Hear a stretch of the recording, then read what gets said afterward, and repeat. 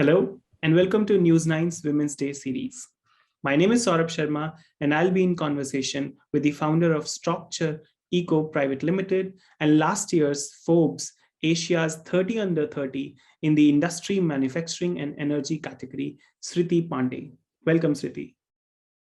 Hello, hi, Saurabh. Shriti, after the master's degree in construction management from New York University, you returned to India. If I may use that analogy of Sudesh's movie, how does it feel like to be Mohan? Uh, I definitely went to the US because I wanted to experience the education system there.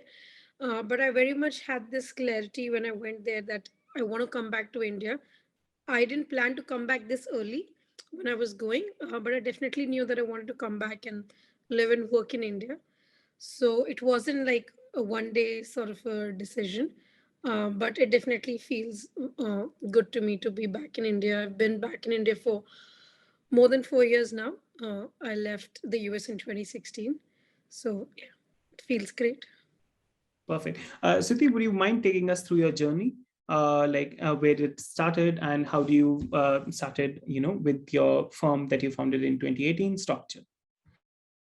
So I have a background in civil engineering and a master's in construction management. Did my BTech from India in NCR, and then I went to the US to do my master's. And while I was studying my master's, I had an opportunity to study a bit about green materials. So I had an interest in that space. But then I pursued a regular project management job in New York itself. And then a year into the job, I decided to quit and move back to India to do a year long rural fellowship because I just felt like I wanted to come back to India and sort of see the real India. And I felt I have always lived, even though in a tier two city like Gorakhpur in UP, but still never explored to the rural side of India.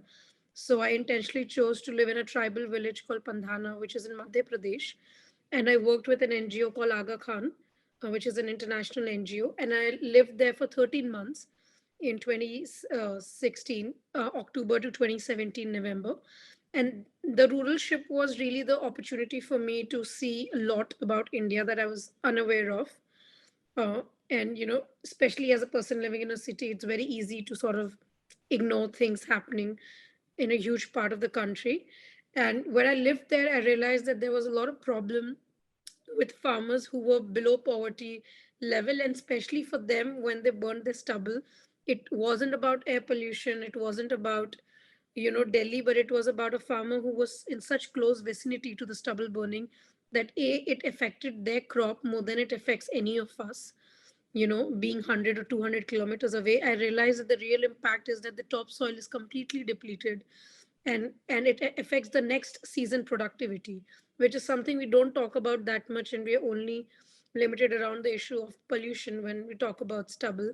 And living there, living with the families there, I lived with a family of farmer for a year. I realized that there's a huge opportunity and there's a huge problem that needs to be addressed by adding value to this waste. And I essentially call it a waste because there's no other reason why a farmer would burn their stubble, right? Why would they hurt their own crop yield for the next season unless that residue has literally no value for them, which is why it was a waste. And so I decided that after my fellowship got over, that I want to find a way to convert this waste into a value. And that's when my background in construction gave me an opportunity to see the synergy between my education and that year long experience. And that opportunity of studying green building materials in New York helped to start Structure Eco, which is now one of India's first green building material company that only makes building material out of crop residue and no other raw material. That's fascinating, and absolutely the amalgamation of the what you have learned over the years during in several courses that you enrolled in, and the real life learning that you had through that fellowship, perfectly aligned with the mission statement that you shared, that what Structure is trying to do. Let me come back to that question of education, because as you said that the profound experience that you had while in your fellowship was starkly different, with even though you wanted to study and have a taste of what education looked like in the US. How do you think, what ways do we we need to employ to bridge that gap? And where did you see, when what was the exact moment that you started seeing value in the fellowship that you was doing and the gap that exists in the coursework? You mean the difference in the Indian education system? Uh, Not in the education system, is in the sense that the approach, I mean, there is a set formula, there's a perfect right, architecture that needs to be right, followed. right, But when you are in a field, that learning is more subliminal. It has to strike you. right. If it strikes you, then you Yeah, can see the problem within. true, true. Yeah, so I think that was a very interesting and insightful experience, I think, for me and also other people who did the fellowship. That when you do a fellowship like the one that I did, you realize that you really have to unlearn what you have learned, not just in the education system, but also in the way you've been brought up, and things that we are used to in city, because you realize most of those things have no relevance in a village or in a rural setting. So when I landed literally from New York to that village, I realized that, okay, it doesn't matter that I've studied in the US, it doesn't matter that I have a postgraduate degree, because none of those technical skill set was able to address any of the real problems that the people in that village were dealing with. And when I realized that, which it took me around 2 to 3 months, then one day I just decided that I'm just gonna you know believe that I know nothing. And I decided to just, literally shadow these three women. One of them I lived with, like her family. And all I used to do for a month after that 3 months was to go with them every day from morning to evening and do everything that they were doing. So they'll go to the farm, I'll go with them. They would take care of the kids, I'll be there. They'll be cooking, I'll help them. They'll One of them was an ASHA worker, so I would also go with her to the houses when she would go to check women who were pregnant or to give vaccine to the kids. I literally just sort of, followed their routine. And I think that was the learning curve that helped me understand a lot on a much more, as you said, subliminal level, on a level where you can empathize before you even want to address it as a problem. Because you realize at the end of these fellowships that there's very little that you contribute in at the scale of the problems that exist in the country. But if you even want to contribute, it has to be something very, fundamental that you address. And that is why when I saw the problem of stubble burning, it hit me that, it is not a problem that will go away in a day. It's not a problem that is, man made because of a consumer behavior. It's a very fundamental issue that the farmers deal with. So if you're trying to address that, and if you can build a resilient, business model around it, that that's a problem worth, addressing and dealing with, or working for, for the long run. And I think that's what made me realize that I don't want to do it as a project. I want to do this full time. And as soon as my fellowship got over, I decided not to go back to the US. For 3 to 6 months, I just sat at my home. I traveled and I researched more about the problem, about possible solutions, and then started the company with, very clear understanding as to what I'm signing up for. Because when you address bigger and fundamental problems, you also have to have this understanding that, things are not going to change so soon. We all are very, these days startups have been glamorized a lot. You read every day, you wake up and you read someone so and so has raised funding and people are becoming millionaires and billionaires. But the truth is, when you're addressing a lot of problems that the one that we're dealing with, of course we hope we can scale in that fashion too, but it takes time. The gestation period is much longer. I knew for myself that even before 3 years, I cannot even tell anybody that I have a, a product that can be commercialized, because buildings last for generations in India. No one's going to believe in a new product to build their home or their offices or hospitals with, unless it has lasted physically, in all the weather conditions for few years. So you know that you're signing up for something long haul. And I think something like that experience of that fellowship gives you a lot of patience to be, to not get him, sort of impatient when, when you're starting out, that you're not seeing results in 3 months, 6 months, or a year time.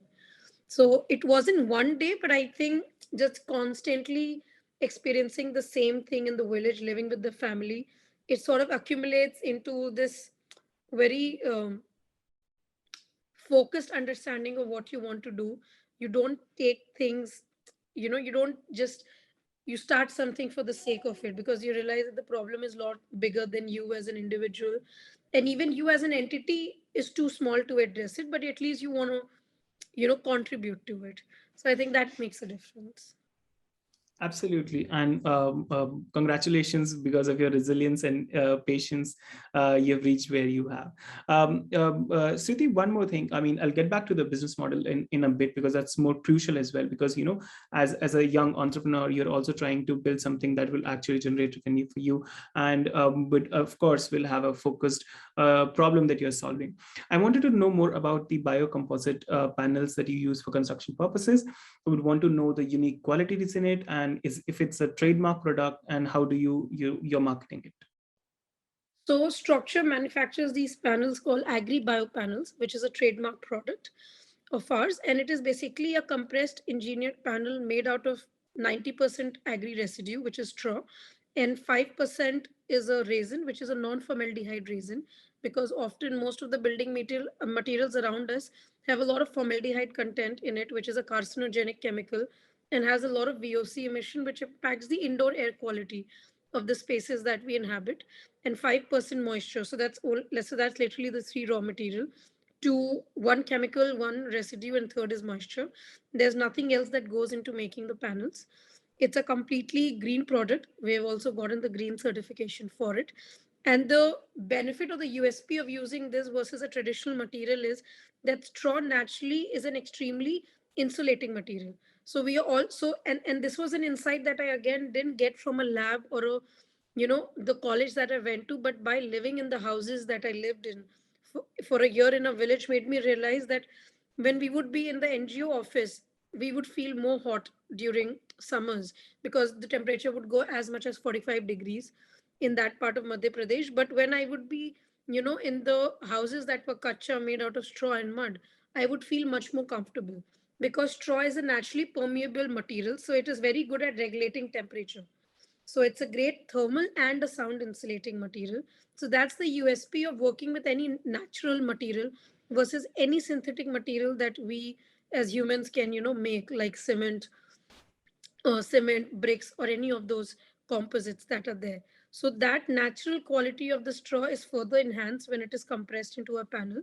So if you make these panels, use these panels to build the walls, floor, or the ceiling of your house, you end up living in a much more healthier, much more non-toxic, and at the end of the day, also a functionally more durable, sound and thermally insulating building. So it's not just green, but it's functional and it's durable as well. So that's the benefit of using these agribio panels.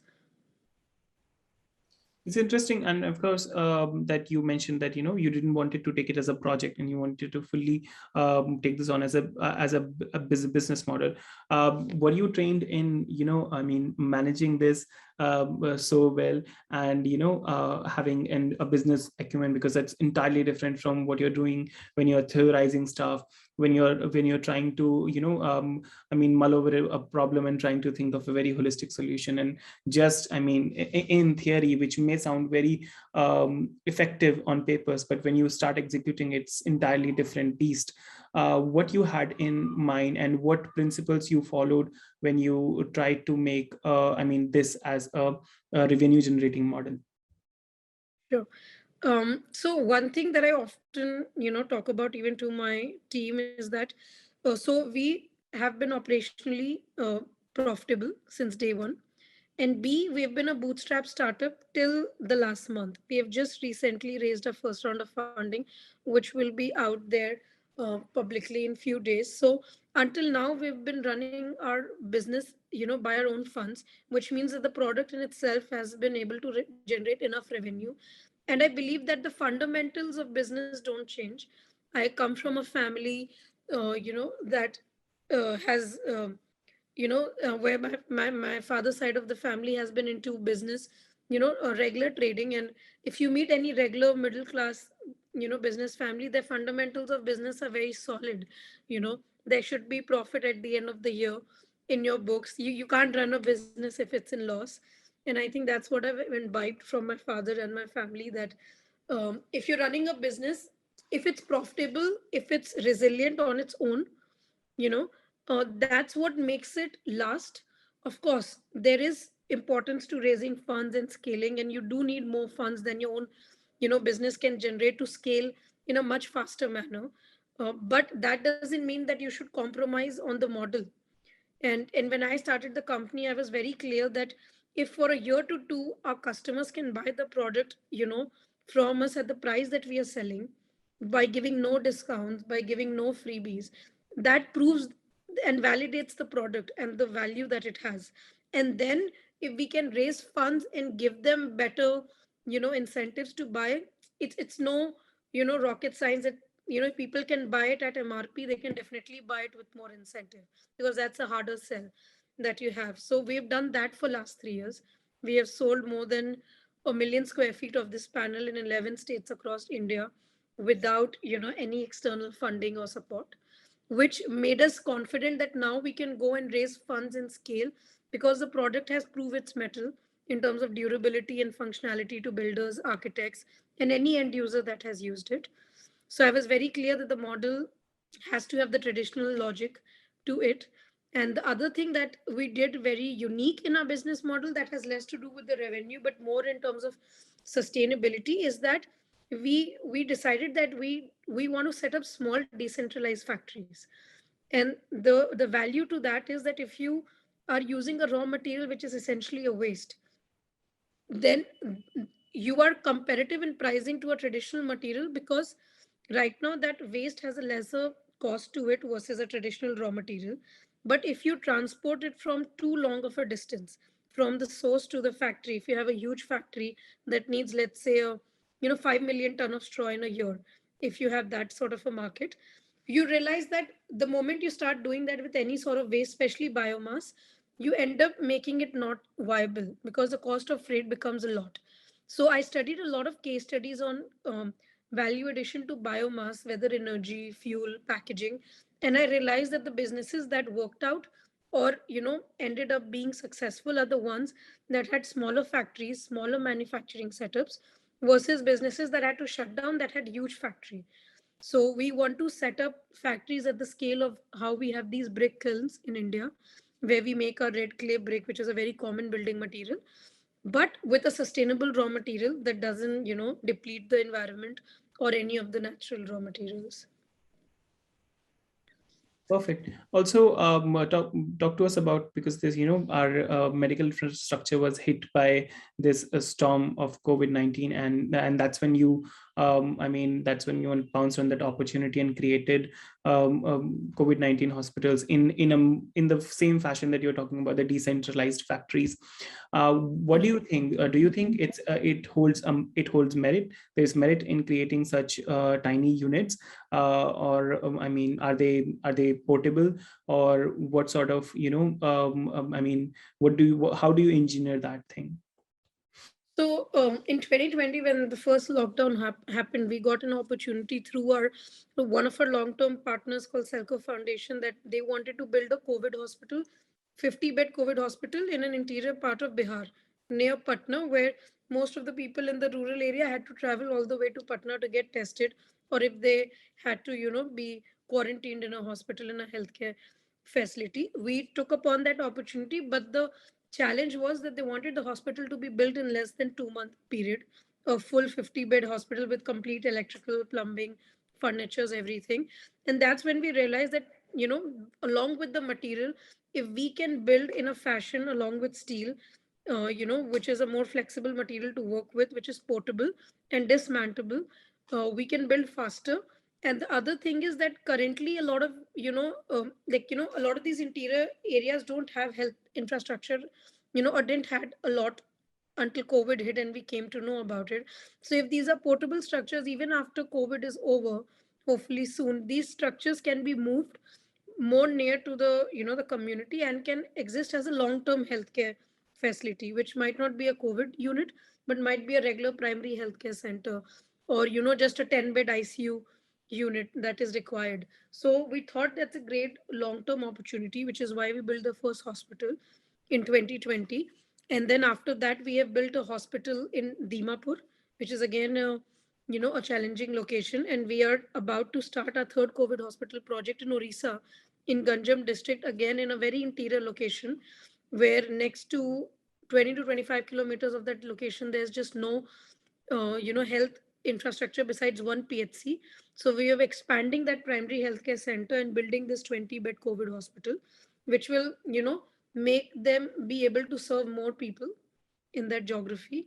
And we are also working on a design level on a concept which is basically foldable primary healthcare center and childcare centers, where these structures can be made in a factory where you're not affected by a natural condition like monsoon. So you can make 100 of a PHCs in a factory, and then you can transport them and then just set them up in less than a week's time.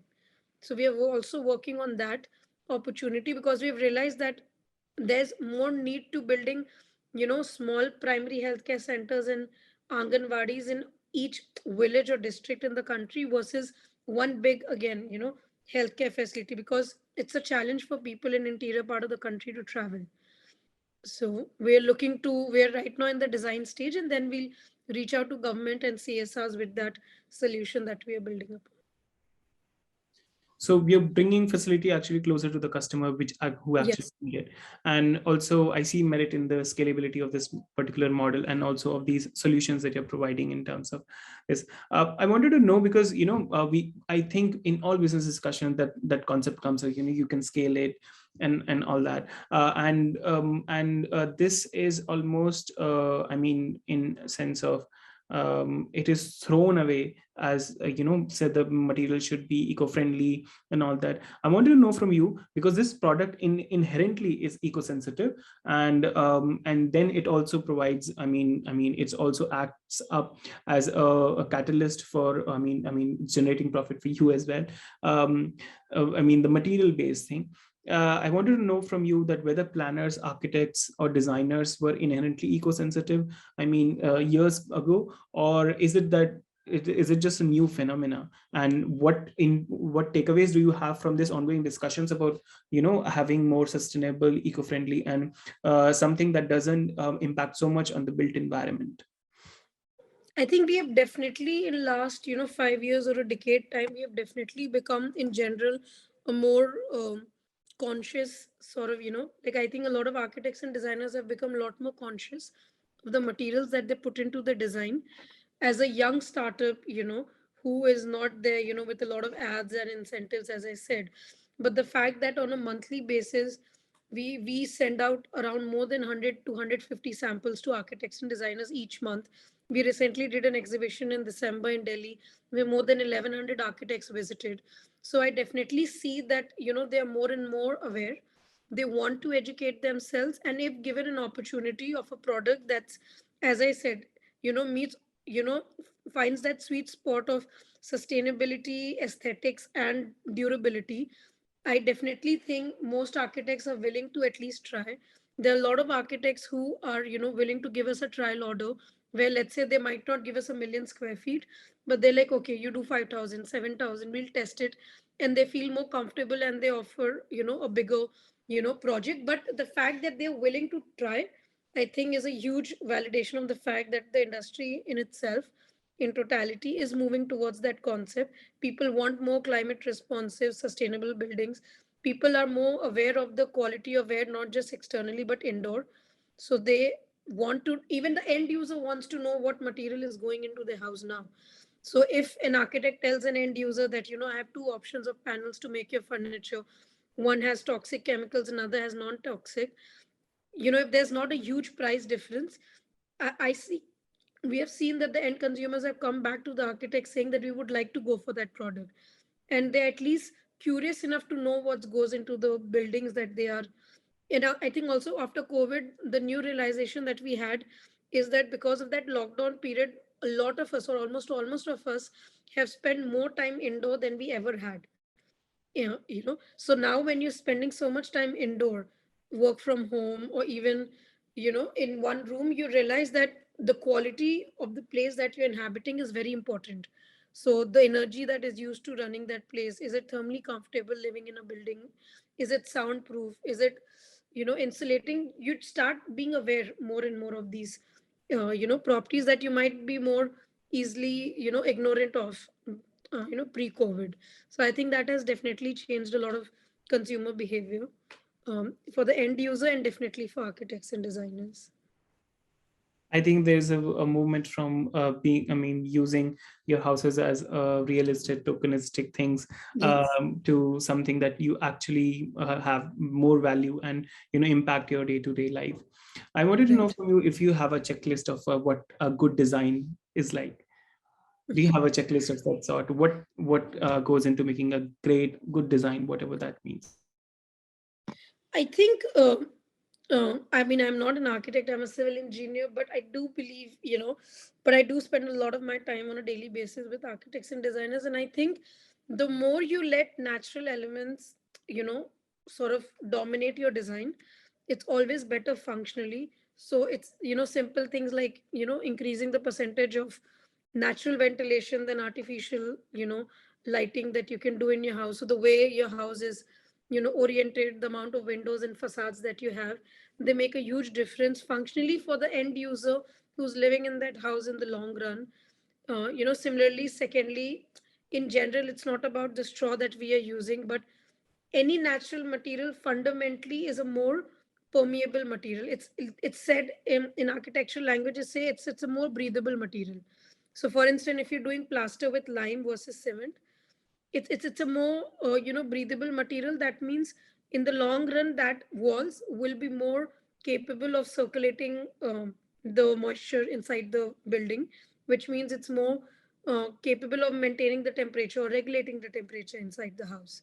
So whenever you have a chance as a designer or an end user who's curious to know, the more natural elements that goes into your house in terms of material, in terms of finishes, the number of openings that you have in your house will always make it more and more comfortable for you to live in. So I think that is a very important concept design wise. And second, I believe that functionally, if you're building, so that's a lot about the design. And the second is that at the end of the day, we all need a lot of energy to live into a space. We don't realize that, but there's a huge cost and importance of the energy in the buildings that we're living in these days. So for instance, a lot of these, like I read this very interesting article a while back which said that most of the buildings in New York that are glass buildings, and we all see it very aspirationally, those multi-story glass buildings, but unfortunately those buildings are the most unsustainable buildings to inhabit, because the amount of heat that glass traps, now you need so much more air conditioners in your building to reduce that heat that is trapped. So you are actually so it's like you're increasing the natural ventilation, but not in a way that's functional, because you're increasing your energy cost by having three times more, either quantities of AC or the temperature at which you run your appliances. So you always have to be very mindful of like what is the consequence of the material or the design on the energy, because the more energy you are using, all of both of those, because design directly doesn't have a carbon footprint, but energy and materials do.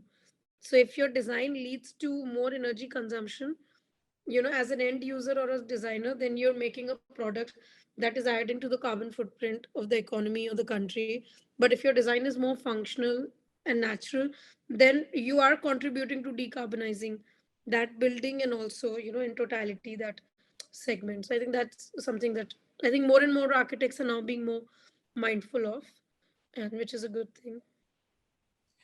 In your industry, we see that it's often touted as it's a male dominated industry, and physical labor is involved and all that. And this gender binary, what policy level changes would you like to have in place, or would you advise, recommend the governments or educational institutions to have in place to break the gender binary, and so also invite more women into this industry?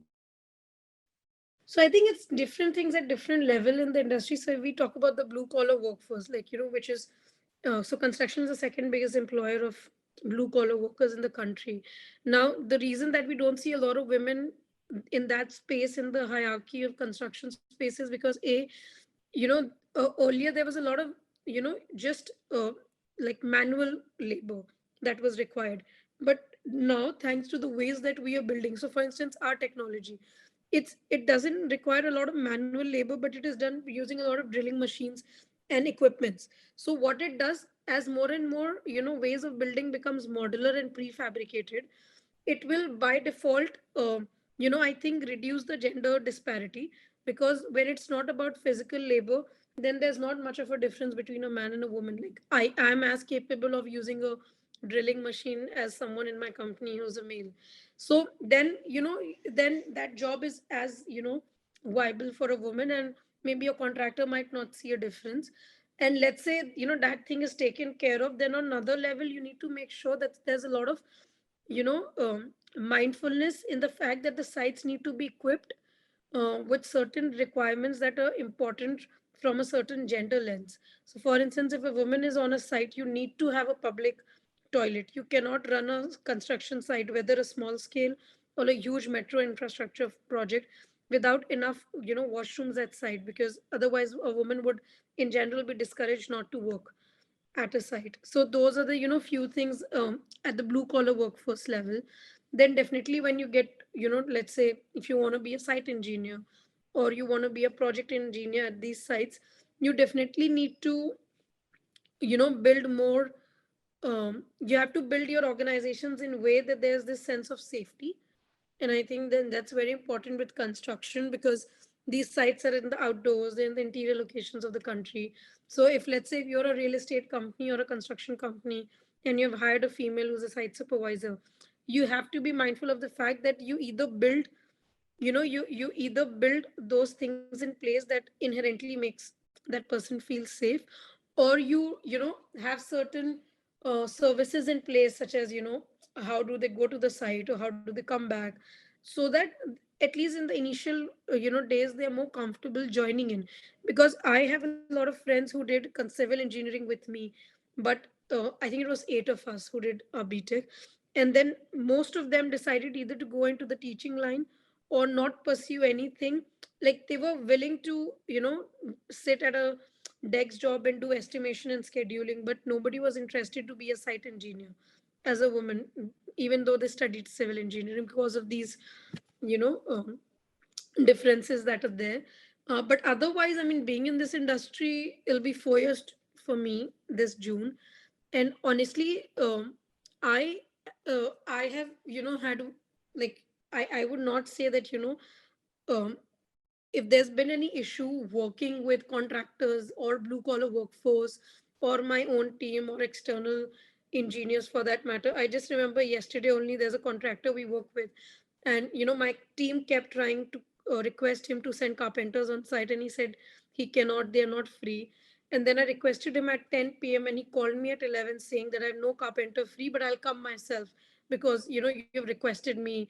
And so I think if anything, I've only seen especially men in blue collar workforce being more respectful of me. And just because I requested him, he himself, he was, even though he doesn't himself go to any site, he was there at the job site at 10 a.m. So I think you just have to be mindful of certain things. And the other thing that I think would be actually very good if there are more women in construction space is that in general construction has this, people have this idea that it's a very toxic environment in terms of workplace, because people, the only way people talk to each other is they'll abuse a lot and stuff like that. So I think when you're there and there are more women in workplaces, that will actually make it less toxic. Because I don't think one thing can ever change, which again I believe is a fundamental, that nobody likes to be disrespected, right?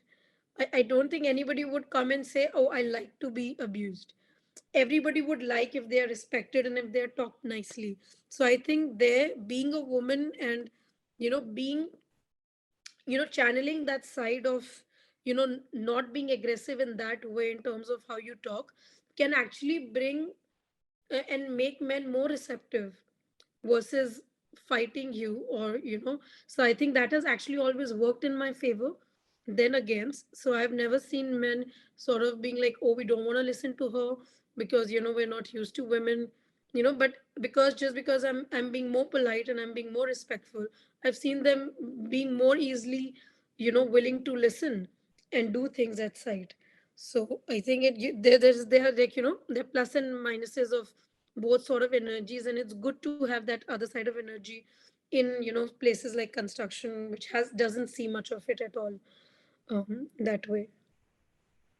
That's a good way of looking at it. Last question: what exciting is lined up for Structure?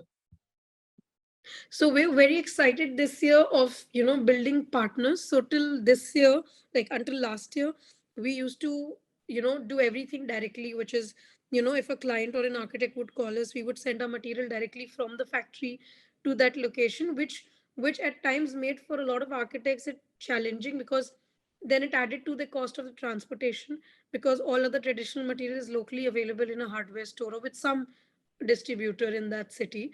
So we are starting off this year, focusing on first 10 to 12 tier 1 cities, where we'll have long-term partners, so that our material is available more locally with a partner, and encourages more architects to use it without that challenge, and scale that year on year.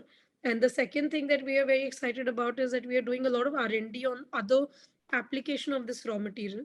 So one is we make these panels. The other thing is we are trying to make felt and fabric out of this fiber, because we believe that the same way that this fiber is thermally and acoustically insulating, the structure of straw is also very interesting, and it has a lot of property to be used as an absorber and a dissipator. I know I'm getting technical here, but basically, like, the fact that it can absorb any sort of energy. And currently, and why we feel the need to develop that product is because currently globally an alternative to that is PET, which is basically polyester based fiber, which is a synthetic fiber. So we believe that if we can promote more of this natural fiber, and it's not just crop residue, but we're actually doing R&D on discarded fiber of certain animals, such as sheep and camel. So we are hoping that if we can commercialize that product, that will also provide more additional livelihood to pastoral communities and even people in animal husbandry business, and not just farmers, because they again are from similar you know um, poverty situations. So we believe that we can also add to their income and use that discarded and coarse fiber as well to make a building material. So we're doing a lot in terms of R&D and building this channel partners across the country, so that we are more and more visible. It seems that you never want to stop learning and want to mine as much information as you can and rope into your business model. Thank you so much, Yeah. Shriti. Thank you so much for this insightful conversation. And thanks for your time. Thank you.